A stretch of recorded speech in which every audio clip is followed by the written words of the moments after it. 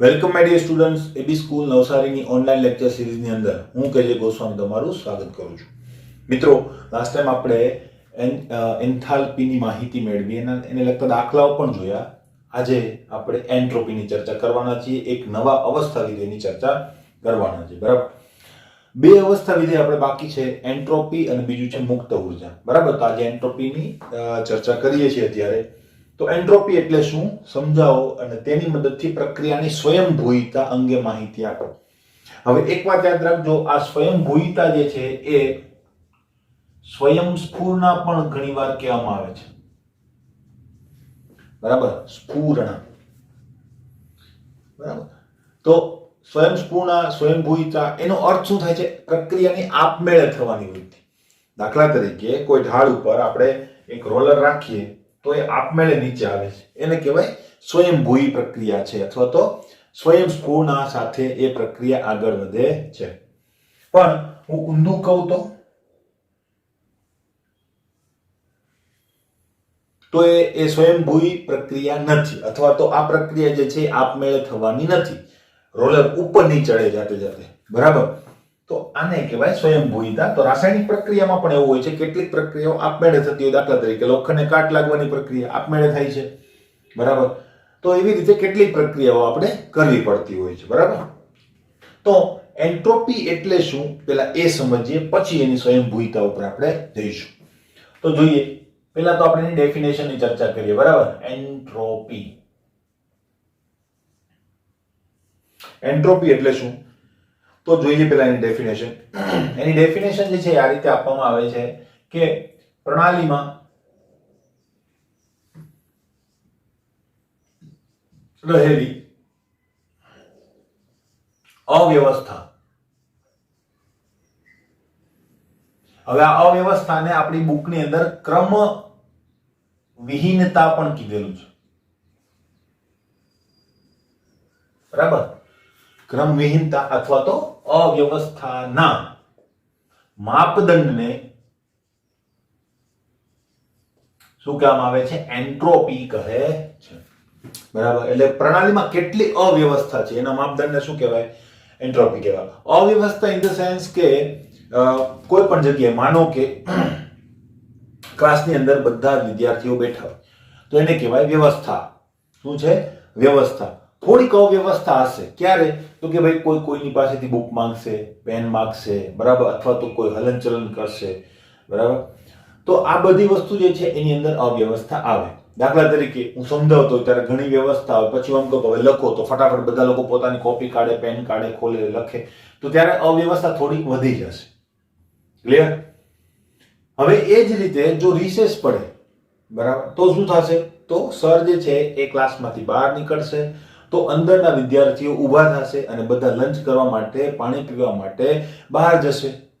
તો એનો મતલબ અવ્યવસ્થા હજુ વધી એમ કહેવાય. ખબર પડે છે? એટલે વ્યવસ્થા અને અવ્યવસ્થા બહુ સાદો અને એક સબ્જેક્ટિવ કહેવાય ને કે ટોપિક છે. ક્લિયર? તો આવી અવ્યવસ્થાના માપદંડને એને કેવી રીતે માપવી? મેં કીધું ને કે ભાઈ છોકરાઓ બેઠા છે ત્યારે થોડુંક વ્યવસ્થિત છે, એની સાથે પણ થોડીક અવ્યવસ્થા સંકળાયેલી છે. હવે રિસેસ પડી, અવ્યવસ્થા વધી ગઈ, તો એને મેજર કેવી રીતે કરવી?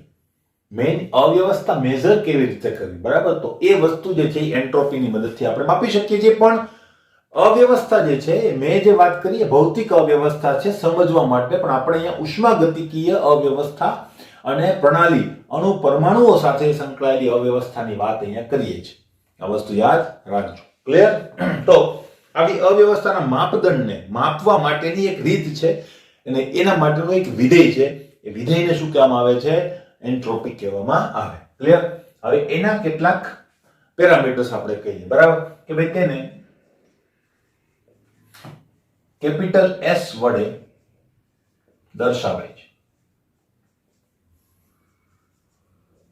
બરાબર, એને S વડે દર્શાવાય. એન્ટ્રોપીને S વડે દર્શાવાય છે. એમાં A નથી આવતો, P નથી આવતું, કઈ નથી આવતું. તો યાદ રાખજો, એન્ટ્રોપીને S વડે દર્શાવવામાં આવે છે. બરાબર, તે માત્રાત્મક ગુણધર્મ છે. માત્રાત્મક ગુણધર્મ છે. એનો મતલબ કે જો માત્રા વધે તો એન્ટ્રોપીની અંદર ફેરફાર થાય અને માત્રા વધે તો એન્ટ્રોપીની અંદર વધારો થાય. એ પણ યાદ રાખજો. માનો કે એક ક્લાસની અંદર 20 વિદ્યાર્થીઓ છે તો વ્યવસ્થા વધારે હશે, એની બદલે 30 વિદ્યાર્થીઓ હોય તો વ્યવસ્થા ઓછી થઈ જશે. ખબર પડી? આ રીતે તમે એને સમજી શકો. તો માત્રાત્મક ગુણધર્મ છે. બીજી વાત, તે અવસ્થા વિધેય છે. તે અવસ્થા વિધેય છે. બરાબર. હવે અવસ્થા વિધેયનો મતલબ શું થયો? આ પણ પથથી સ્વતંત્ર છે. પથથી સ્વતંત્રનો મતલબ કે એને કઈ રીતે અવસ્થા પ્રાપ્ત થઈ છે એની સાથે કોઈ નિસ્બત હોતી નથી. એ માત્ર પ્રારંભિક અવસ્થા કઈ હતી અને અંતિમ અવસ્થા કઈ છે એની સાથે જ એ રિલેટ કરતું હોય છે. તો એન્ટ્રોપી કેવું છે? અવસ્થા વિધેય છે, એટલે કે એ પથથી સ્વતંત્ર છે. રાસાયણિક પ્રક્રિયા કોઈ પણ તબક્કામાં તમે કરો, એની એન્ટ્રોપી જે છે એ માત્ર પ્રારંભિક અને અંતિમ અવસ્થા ઉપર જ આધાર રાખે છે. બીજી કેટલીક વાત જો હું કહું, જો અવ્યવસ્થા વધે તો એન્ટ્રોપી વધે છે. એન્ટ્રોપી વધે છે. અવ્યવસ્થા વધે તો એન્ટ્રોપી વધે છે. તો ખ્યાલ આવી ગયો છે તમને. હવે આના માટેનું એક ઉદાહરણ લઈએ અને સમજીએ વધારે પડતું. બરાબર. એક ઉદાહરણ મેં તમને આપ્યું, હજુ એક ઉદાહરણ હું આપી દઉં અને આ ઉદાહરણ વેલનોન ઉદાહરણ છે. માનો કે મેં એક પેપર લીધું છે અને પેપર ઉપર 1 by 1 ના 4 ચોરસ દોરેલા છે. આ રીતે. બરાબર. 1 1 1 એટલે કે 1 ઇંચના પણ હોઈ શકે, 1 મીટરના પણ હોઈ શકે, 1 ફૂટના પણ હોઈ શકે. બરાબર.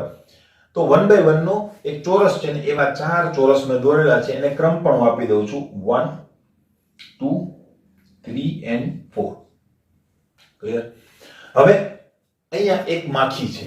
માખીનો મતલબ હની બી આપણે લઈએ. મધમાખી છે એક મારી પાસે. બરાબર. આ મધમાખી. મધમાખી જે છે એને પાંખો છે. તો પાંખો તો હોય તો જ મધમાખી હોય. બરાબર. તો આ મધમાખી જે છે, આંખો પણ કરી દઈએ નહીં, આ મધમાખી જે છે એ આ 4 ચોરસ ઉપર જ ફરે છે. એટલે આપણે એવું ધારીએ કે આ 4 ચોરસ જે છે ને એની ઉપર એક કાચની પેટી છે. બરાબર. તો એ 4 ચોરસ ઉપર જ ફરી શકે છે, બીજી ક્યાંય ફરી શકતી નથી. હવે મારે જો એમ કેવું હોય કે મધમાખીની પોઝિશન કઈ છે, તો તમારી પાસે કેટલા આંકડાઓ છે? 4. તમારી પાસે કેટલા આંકડાઓ છે? 4. તો એમ કહેવાય કે ભાઈ એની એન્ટ્રોપી કેટલી છે? 4 જેટલી છે. એટલે કે તમે 4 આંકડાઓ વડે એની અવ્યવસ્થાને વર્ણવી શકો. 4 કરતા વધારે અવ્યવસ્થા નથી. હવે આપણે 1 by 1 ના ચોરસ રાખ્યા છે, પણ હવે એ સિસ્ટમને થોડી મોટી કરી દઉં છું. બરાબર. હવે આપણી પાસે જે ચોરસ છે એની સંખ્યા આપણે વધારી દીધેલી છે. 1 2 1 2. ધારો કે 1 by 1 ના બધા જ ચોરસ છે અને હવે મેં ચોરસની સંખ્યા વધારી દીધી છે. હવે મારી પાસે કેટલા ચોરસ છે? 9 ચોરસ છે. બરાબર.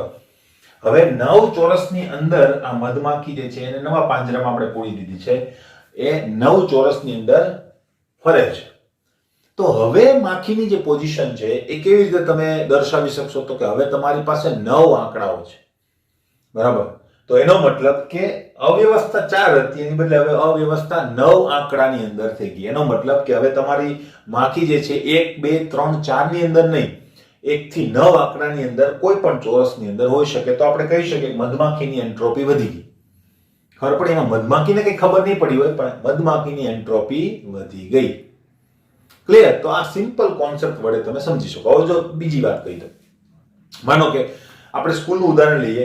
બરાબર. તો જ્યારે છોકરાઓ ભણતા હોય ત્યારે માનો કે હું એમ કહું કે મારી પાસે કોઈ એક છોકરો છે કે એક છોકરી છે કે વિદ્યાર્થી છે. બરાબર. એની અવ્યવસ્થા કેટલી? તો મને ખબર હોય કે 12th G1 માં છે, તો એ છોકરો 12th G1 ના ક્લાસની અંદર જોવા મળશે.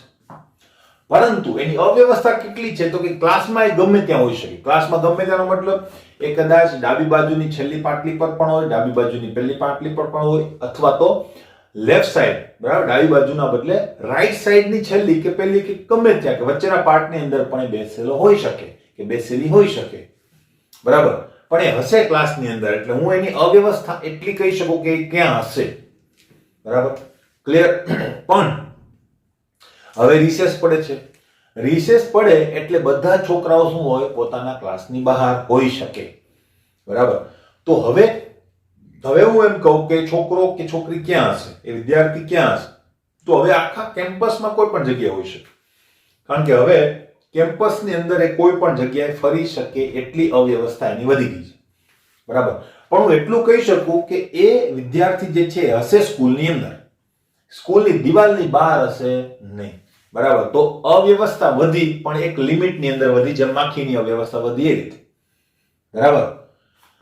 હવે માનો કે તમારી છૂટી થઈ ગઈ, બરાબર, રજા પડી ગઈ, તો શું થાય, તો હવે તમારી જે અવ્યવસ્થા છે હજુ વધી, એનો મતલબ કે તમે હવે સ્કૂલની બહાર પણ જઈ શકો છો, બરાબર. તો હવે તમારી અવ્યવસ્થા જે છે એમાં વધારો થાય છે. તો આ રીતે અવ્યવસ્થાને આપણે સમજી શકીએ છીએ, માપી શકીએ છીએ.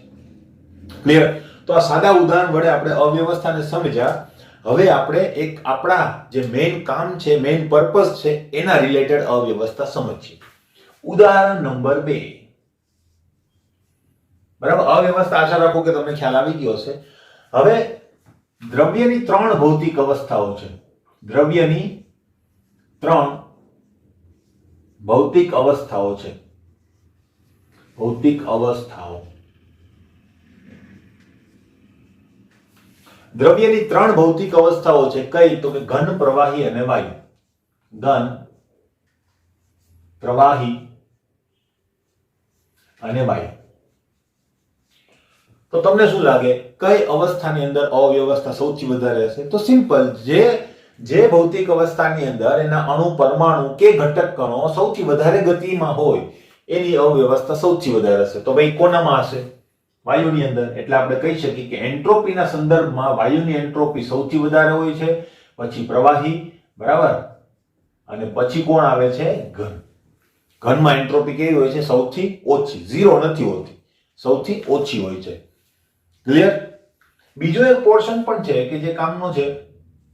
તાપમાન વધે ત્યારે એન્ટ્રોપી વધે છે. એન્ટ્રોપી વધે છે. તાપમાન વધે ત્યારે એન્ટ્રોપી વધે. એનું કારણ શું?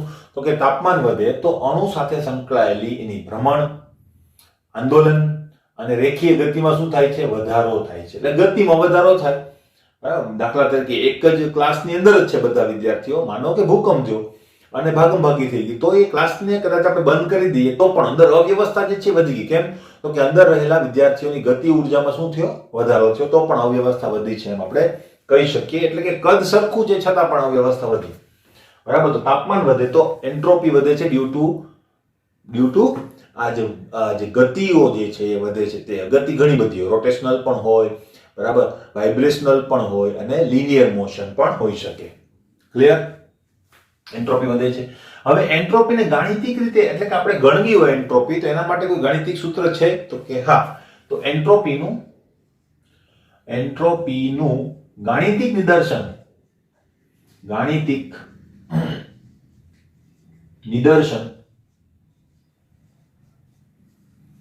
કેવી રીતે કરવામાં આવે? તો કે ભાઈ ગાણિતિક નિદર્શનની અંદર પહેલી વાત કે ભાઈ અવસ્થા વિધેય છે એટલે મોસ્ટલી આપણે એનો ફેરફાર જ માપતા હોઈએ છીએ, બરાબર. તો આ વસ્તુ એક આપણા મગજમાં હોવી જોઈએ. તો એન્ટ્રોપી માટેનું આપણું જે અર્થઘટન છે એ અર્થઘટન સિમ્પલ રીતે આપણે કરી શકતા હોઈએ છીએ, બરાબર. તો એ આપણે જોઈએ. તો અર્થઘટન જે છે એ આ પ્રકારે આપણે કરી શકીએ, બરાબર, કે delta S is equal two Q ReV upon T. QReV upon T. QReV upon T જે છે એની અંદર આ શું છે? QReV કેમ લખ્યું? બરાબર. તો જ્યાં QReV નો અર્થ થાય છે રિવર્સિબલ, બરાબર, એટલે કે પ્રતિવર્તી રીતે શોષાયેલી કે ઉત્સર્જાયેલી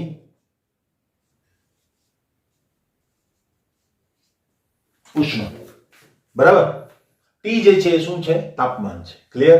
તો આ રીતે આપણે એને શોધી શકીએ છીએ. હવે અચળ દબાણે જો હું કહું, અચળ દબાણ, ભાઈ આ રિવર્સિબલ જે છે એને આપણે શોષેલી કે ઉત્સર્જાયેલી ઉષ્મા જ કરીશું. ReV જે છે એ સોફિસ્ટિકેટેડ શબ્દ છે, ટેકનિકલ ટર્મ છે, આપણે એને સાદા Q રીતે જ લઈશું, બરાબર. અચળ દબાણે શું થાય તો કે Q is equal two QP થઈ જશે કે નહીં, અને QP ઇઝ ઇક્વલ ટુ તો શું થાય ડેલ્ટા H. તો આપણે અહીં લખી શકીએ કે નહીં કે ભાઈ delta S is equal to delta H upon T. પણ ક્યારે અચળ દબાણ હોય ત્યારે આપણે આ વસ્તુનો ઉપયોગ કરી શકીએ. તો મોસ્ટલી આપણે આ સમીકરણનો ઉપયોગ કરવાના છે, બરાબર, delta H upon T. Clear? તો આ રીતે આપણે આખી એન્ટ્રોપી જે છે એને ઇવેલ્યુએટ કરી શકીએ, બરાબર. બીજી ઘણી બધી વાતો ટેક્સ્ટ બુક ની અંદર કરેલી છે, તો ટેક્સ્ટ બુક ની અંદર જે વાતો છે વાંચી લેજો, બરાબર.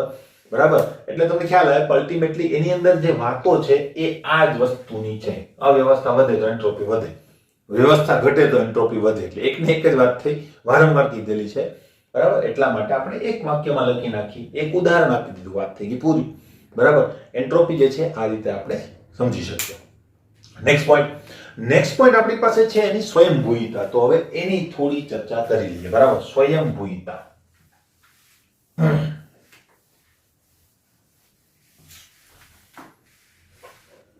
સ્વયંભૂયિતા એટલે શું? એટલે કે એન્ટ્રોપી અને સ્વયંભૂયિતા. તો હવે આપણો જે પોઈન્ટ આવે છે એ છે એન્ટ્રોપી અને સ્વયંભૂયિતા. કે આપમેળે થવાની વૃત્તિ, બરાબર. આ વસ્તુ આપણે શીખવાના છે. તો પહેલો પોઈન્ટ, બરાબર, કે ભાઈ એન્ટ્રોપીની મદદથી જો તમારે શીખવું હોય અથવા તો એન્ટ્રોપીની મદદથી જો તમારે આગાહી કરવી હોય કે કોઈ પ્રક્રિયા આપમેળે થશે કે નહીં થાય તો શું કરવું પડે? તો પહેલો પોઈન્ટ, બરાબર, સ્વયંભૂયિતા અથવા તો સ્વયંસ્ફુરણા નક્કી કરવા માટે પ્રણાલી અને પર્યાવરણ ની એન્ટ્રોપી નો ફેરફાર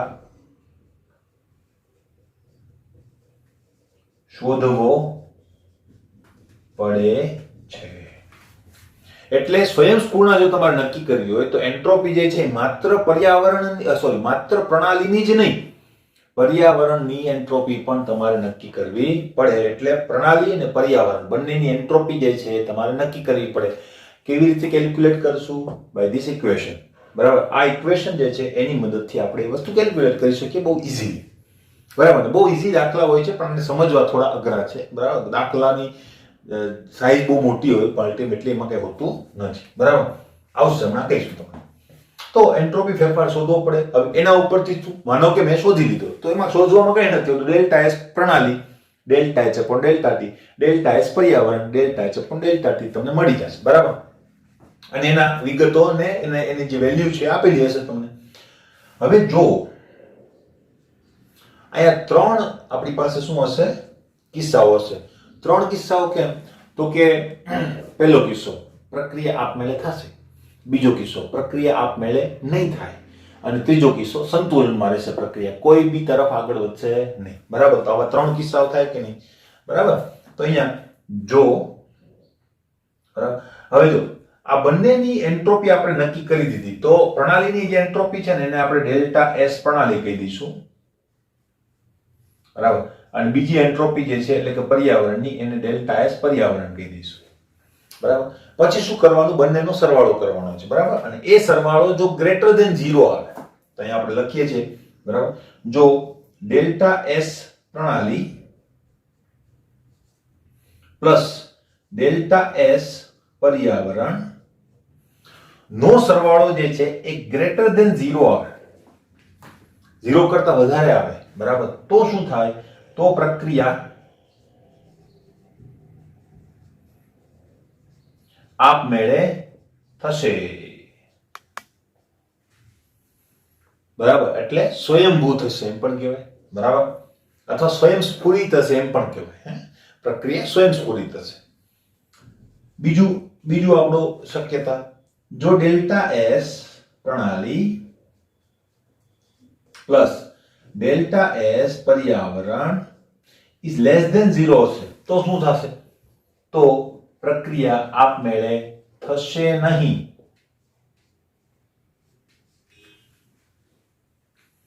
ત્રીજો પોઈન્ટ, જો ડેલ્ટા એસ પ્રણાલી પ્લસ ડેલ્ટા એસ પર્યાવરણ ઇઝ ઇક્વલ ટુ 0.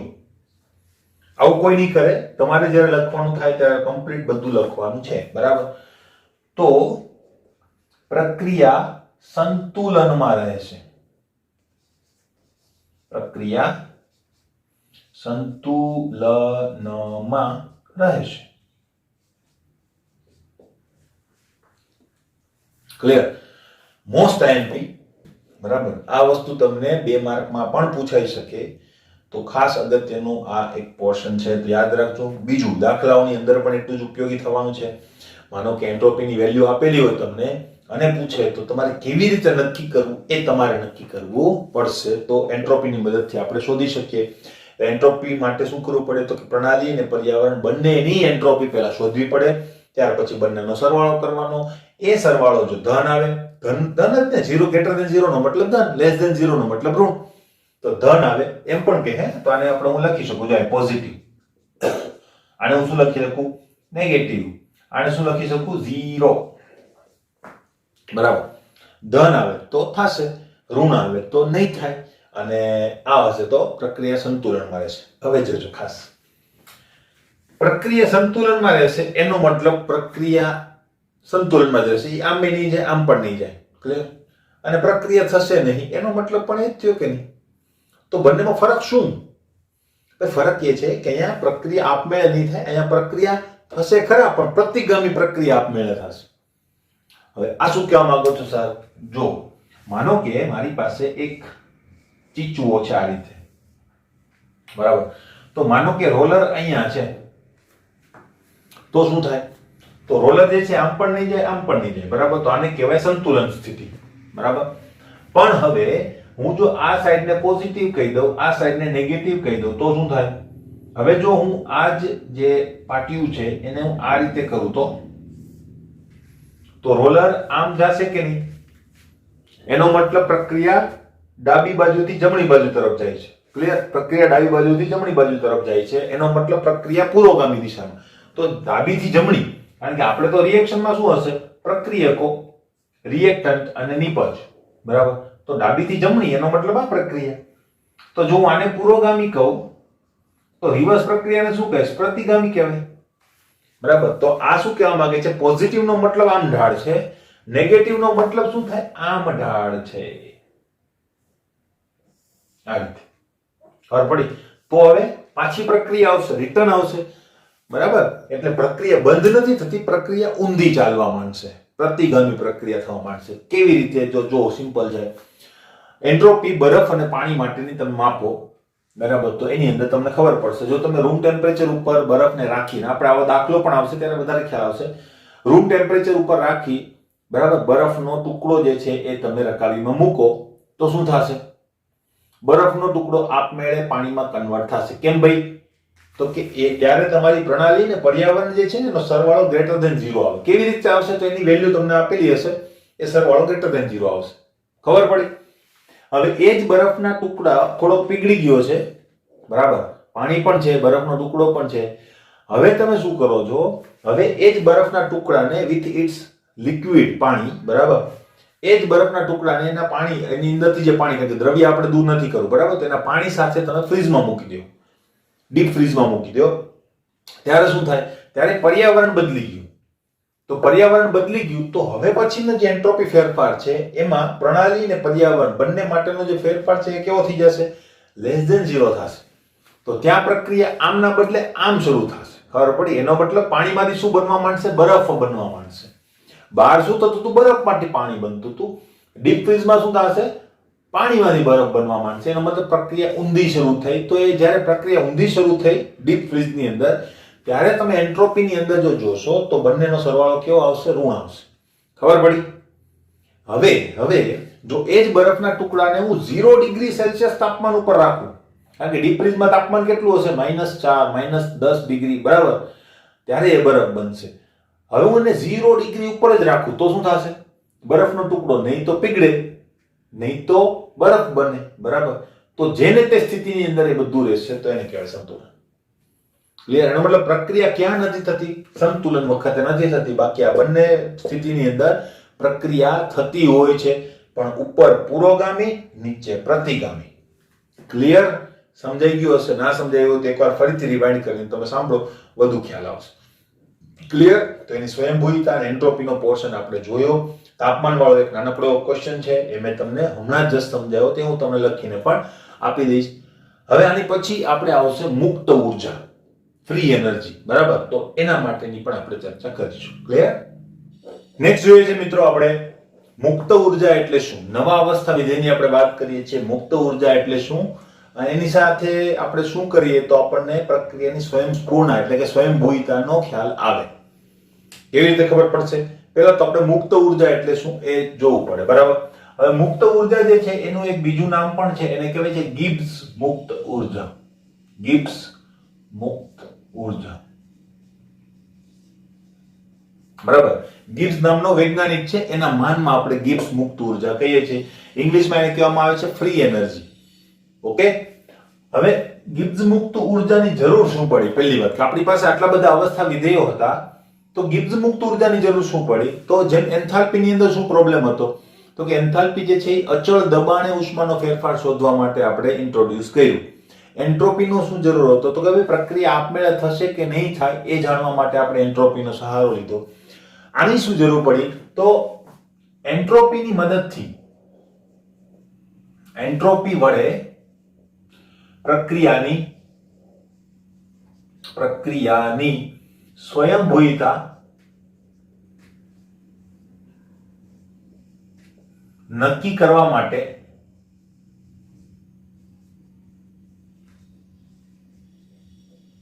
પ્રણાલી અને પર્યાવરણ એમ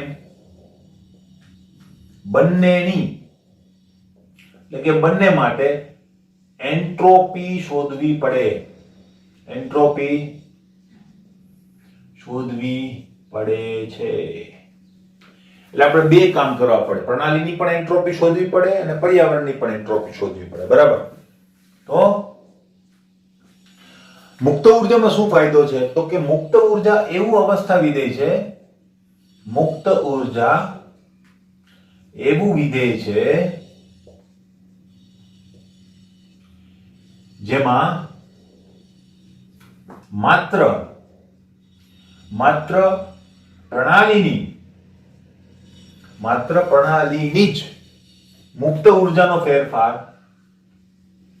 મુક્ત ઉર્જાનો ફેરફાર નક્કી કરવાથી સ્વયંભૂયતા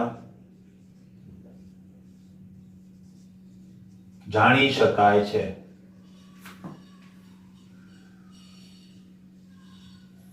આ ફાયદો છે. પેલામાં બંનેની શોધવી પડતી હતી ને આમાં ખાલી પ્રણાલીની જોઈ લઈએ એટલે આપણને ખબર પડી જાય કે આ પ્રક્રિયા જે છે આપમેળે થવાની છે કે નથી થવાની. બરાબર? તો મુક્ત ઉર્જા જે છે એને કેવી રીતે આપણે શોધી શકીએ? બરાબર? તો મુક્ત ઉર્જાને વ્યાખ્યાયિત કરવા માટે તેનું ગાણિતિક સ્વરૂપ આપણી પાસે છે, એ છે મુક્ત ઉર્જાને આપણે છે ને આમ ગણો તો G વડે દર્શાવવાના છીએ. બરાબર? પણ બહુ જૂની બુક હશે તેની અંદર ઘણીવાર F પણ લખેલું હોય, F ફોર ફ્રી એનર્જી. બરાબર? અને G for Gibbs free energy. બરાબર? તો એને હવે G વડે દર્શાવીશું. આપણી બુકમાં તો એને G વડે દર્શાવવાના છીએ. બરાબર? તો આપણી પાસે છે G is equal to H minus Ts. હવે આમાં શું છે? G ગિબ્સ મુક્ત ઉર્જા છે, H એન્થાલ્પી છે, T તાપમાન છે ને S એન્ટ્રોપી છે. પણ કોની બધી વસ્તુ? પ્રણાલી માટેની. બરાબર? તો G, H, T અને S બધી વસ્તુ મેં તમને કહી દીધી. તો આ રીતે આપણે એને વ્યાખ્યાયિત કરી શકીએ, ગાણિતિક રીતે રજૂ કરી શકીએ. તો આને હું કહી દઉં છું સમીકરણ નંબર 1. બરાબર? હવે એક મુશ્કેલી છે, પરંતુ મુક્ત ઉર્જાનું નિરપેક્ષ મૂલ્ય માપી શકાતું નથી.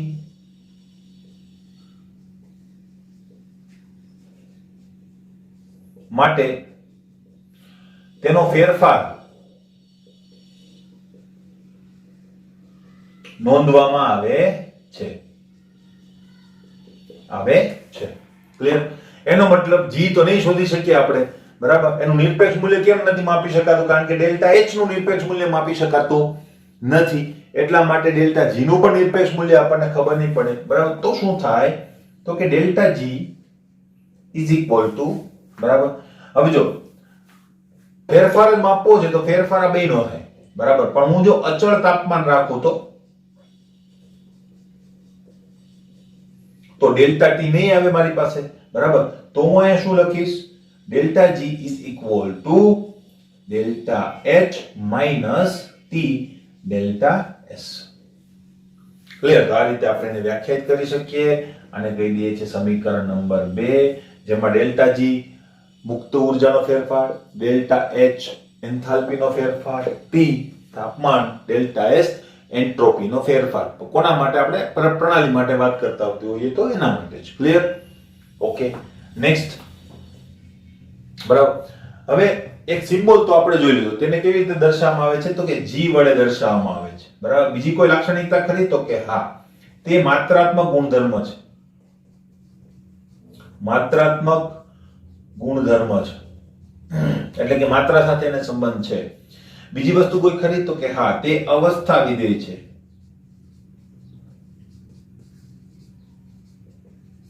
હવે અવસ્થા વિધેય હોય, બરાબર, આ પણ અવસ્થા વિધેય છે, એન્ટ્રોપી પણ અવસ્થા વિધેય છે, તો ભાઈ એના માટે આ સૂત્ર તો લાગુ પડે છે, કે ભાઈ delta g is equal to delta g નિપજ માઈનસ ડેલ્ટા g પ્રક્રિયક. આ સૂત્ર તો એના માટે છે જ. એવી રીતે એન્ટ્રોપી માટે પણ આ સૂત્ર તમે લાગુ પાડી શકો. હવે કે લખેલું નહીં હોય પણ આપણે એવા દાખલા આવશે તો એનો ઉપયોગ કરીશું. જેમ એન્ટ્રોપીની અંદર જેમ એન્થાલ્પીની અંદર ઉપયોગ કરતા હતા તે રીતે આની અંદર પણ ઉપયોગ કરીશું. તમને એન્ટ્રોપીના મૂલ્યો આપેલા હશે, બાદબાકી કરવાની છે, બીજું કંઈ હશે નહીં. તો જ્યાં જ્યાં અવસ્થા વિધેય છે ત્યાં તો આ ડિફોલ્ટ સૂત્ર તમારી પાસે છે. અહીંયા s છે તો અહીંયા s આવે. મારી ભૂલ છે. ક્લિયર? Okay, fine. તો એ અવસ્થા વિધેય છે, આટલી વસ્તુ ખ્યાલ આવી ગયો, બરાબર. તો આ જે છે એને કહેવાય તમારી મુક્ત ઊર્જા અને એની લાક્ષણિકતાઓ પણ આપણે જોઈ. બીજી કેટલીક વાત. હવે સ્વયંભૂયતા કેવી રીતે નક્કી કરવી? તમે કઈ તો કીધું, મોટી મોટી વાતો કરી, બરાબર, પણ સ્વયંભૂયતા કેવી રીતે નક્કી કરવી? તો હવે આપણે એ જોઈએ કે ડેલ્ટા g અને સ્વયંભૂયતા.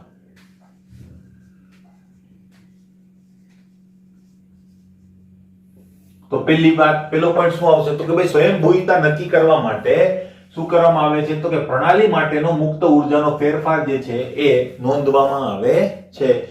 જો એ ફેરફાર જે છે એટલે કે ડેલ્ટા g પ્રણાલી લખતા નથી આપણે, કારણ કે ડેલ્ટા g પ્રણાલી માટે જ આપણે લખીએ છીએ, એટલે પ્રણાલી એવું લખતા નથી કારણ કે પર્યાવરણ મેળવવાના નથી, બરાબર. પ્રણાલી માટે જ હોય છે, એટલે ત્યાં પ્રણાલી લખો તો પણ વાંધો નહીં અને લખવામાં આવશે નહીં ને ક્યાંય તમને નહીં જોવા મળે, બરાબર.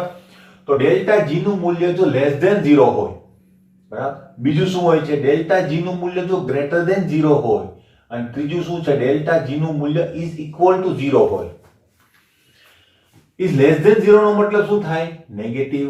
ગ્રેટર ધેન 0 નો મતલબ શું થાય? પોઝિટિવ. અને આનો મતલબ શું થાય? તો કે 0, બરાબર.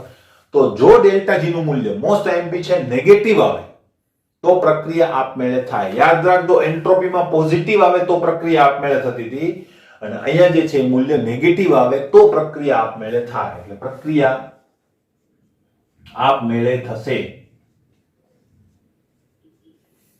ગ્રેટર ધેન આવે એનો મતલબ ધન આવે તો આપમેળે થશે નહીં, આપમેળે થશે નહીં. પણ એક ખાસ ક્વેશ્ચન અહીંયા લખી દઉં છું તમને, બરાબર, કે પ્રતિગામી પ્રક્રિયા આપમેળે થશે. મેં તમને હમણાં જ સમજાવ્યું હતું તે પ્રમાણે, બરાબર. તો અહીં લખી દઉં છું, પ્રતિગામી આપમેળે થશે. એટલે કે પ્રક્રિયા બંધ નહીં થઈ જાય, પ્રક્રિયા રિવર્સ થવા માંડશે. ખબર પડી? આ લોલક જેવું છે, બરાબર. લોલકની સંતુલન સ્થિતિ આ આવશે, બરાબર. લોલક શું કરતો હશે? આ રીતે ગતિ કરતું હશે, બરાબર, આંદોલન ગતિ. તો અહીંયા સંતુલન સ્થિતિ છે, આમ હું પોઝિટિવ કહું, આમ નેગેટિવ કહું તો શું થાય? લોલક આમ જાય એટલે પછી શું થાય? એનું પોઝિટિવ વેલ્યુ જે છે એ ઘટતી જાય, ઘટતી જાય, ઘટતી જાય, પછી શું થાય? માઇનસ. એટલે પછી રિવર્સ આવવા માંડે. ખબર પડી? તો લોલક અટકી નથી જતો. લોલક અટકે ક્યાં? ખાલી સંતુલન સ્થિતિમાં હોય તો, બરાબર. બાકી અહીંયા હશે તો એમ કહેવાય કે ડેલ્ટા g કેવું છે? નેગેટિવ છે, એટલે રિવર્સ આવશે. લોલક અહીંયા હશે તો તો કહી શકાય કે ડેલ્ટા જી કેવું હશે? પોઝિટિવ, કારણ કે લોલક ડાબીથી જમણી બાજુ તરફ જવાનું છે. તો દિશાનો ફરક છે, બીજું કંઈ ફરક નથી. જો પ્રક્રિયાને ઉલટાવી નાખો તો ડેલ્ટા જી નું મૂલ્ય પણ એન્થાલ્પીની જેમ ઉલટાઈ જાય. જેમ એન્થાલ્પી પ્લસમાંથી માઇનસ થઈ જતી હતી એમ ડેલ્ટા જી નું મૂલ્ય પણ પ્લસમાંથી માઇનસ થાય. ક્લિયર? અને જો 0 હોય તો 0 માટે તો બેયની વેલ્યુ સેમ છે, એટલે કે એન્ટ્રોપીમાં પણ સેમ હતું ને અહીંયા પણ સેમ છે, સંતુલન સ્થપાય.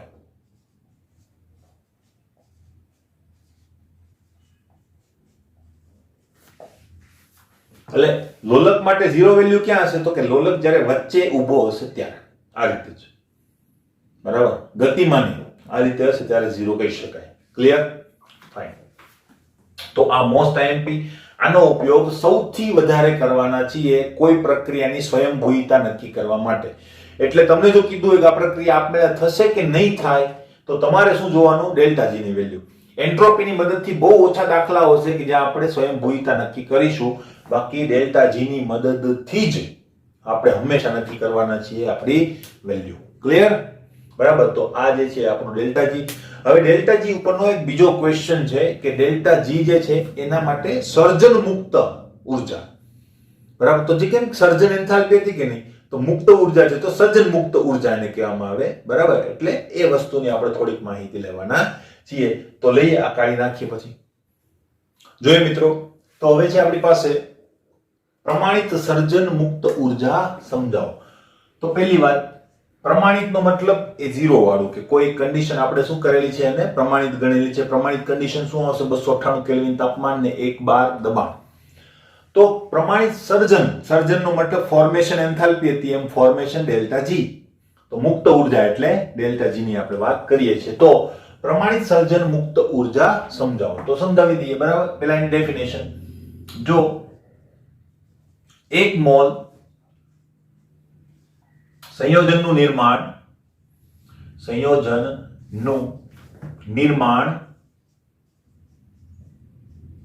તેમાં રહેલા તત્વોની પ્રમાણિત સ્થિતિમાંથી કરવામાં આવે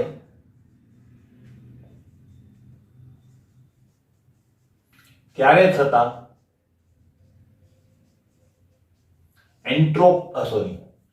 થતા મુક્ત ઉર્જાના ફેરફારને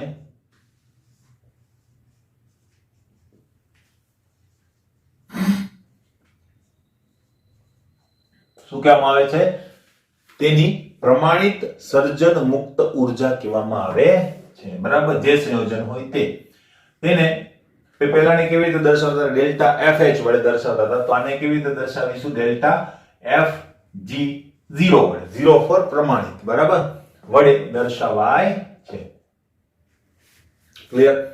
એક વસ્તુ ખબર પડી ગઈ. બીજી વાત, હવે પ્રમાણિત સ્થિતિની અંદર જેમ ડેલ્ટા H ના મૂલ્યો જે છે એ પ્રમાણિત સ્થિતિની અંદર 0 લેતા હતા, એમ ડેલ્ટા G ના મૂલ્યો પણ પ્રમાણિત સ્થિતિમાં કેવા લેવામાં આવે છે? 0 લેવામાં આવે છે. તો એ લખીએ, તત્વોની પ્રમાણિત સ્થિતિમાં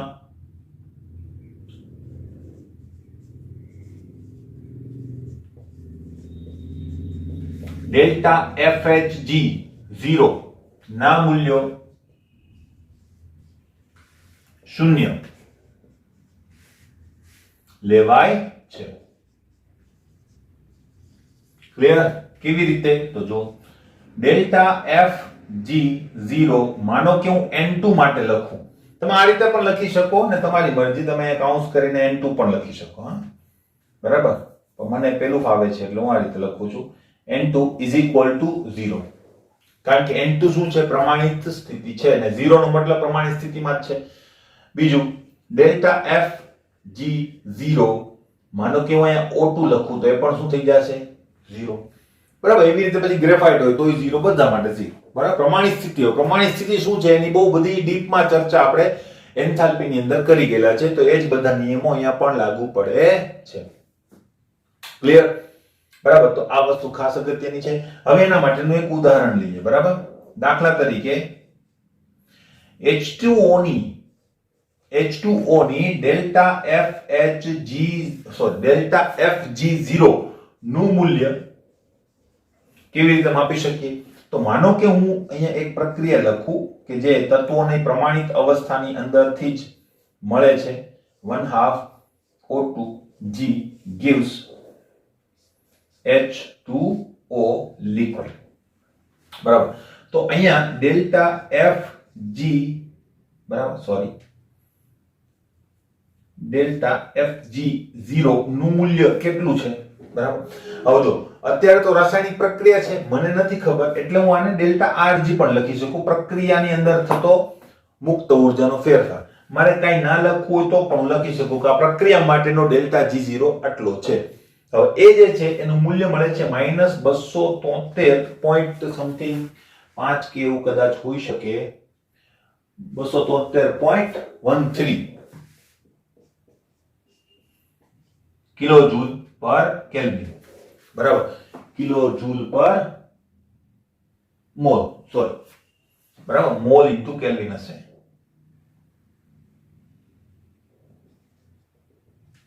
બરાબર. હવે આપણે આ વસ્તુ જે છે એ મળી મને રાસાયણિક પ્રક્રિયા માટે. હવે રાસાયણિક પ્રક્રિયા માટે જો હું આટલું લખી શકું તો મેં કીધું એ પ્રમાણે કે ડેલ્ટા G તો અવસ્થા વિધેય છે, તો એના માટે પહેલું સમીકરણ પણ લાગુ પડે કે નિપજ માઈનસ પ્રક્રિયક વાળું. તો જો એ વસ્તુ આપણે અહીંયા લાગુ પાડીએ તો શું થાય? Delta G0 is equal to delta FG0 નિપજ માઈનસ ડેલ્ટા FG0 પ્રક્રિયક. બરાબર. હવે નિપજનો સરવાળો કરી દઈએ તો મોટું કાઉન્સ કરું, એની અંદર નિપજ કોણ છે ભાઈ? ખાલી એક જ છે, એટલે મારે કોઈ પ્રશ્ન નથી. તો ડેલ્ટા FG0 H2O કાઉન્સ પૂરો માઈનસ મોટો કાઉન્સ કર્યું અહીંયા ડેલ્ટા FG H2 પ્લસ અને 0. બરાબર. 1/2 ડેલ્ટા FG0 O2. પરંતુ ડેલ્ટા H2 અને ડેલ્ટા O2 બંનેના મૂલ્યો કેવા થઈ જશે? 0 થશે કે નહીં? તો એ લખીએ પરંતુ delta FG0 H2 is equal to 0 અને delta FgO2 0 is equal to પણ 0. એનો મતલબ આખું પદ શું થઈ જશે? 0. તો અહીંયા શું કહી શકીએ? માટે delta G0 is equal to delta FG0 H2O અને પ્લસ શું થઈ ગયું? સોરી, માઈનસ શું થઈ ગયું? 0.0. આ તો બધું 0 થઈ ગયું.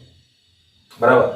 તો હવે શું થાય? માટે તમે શું કહી શકો કે delta FG0 H2O is equal to minus 273.13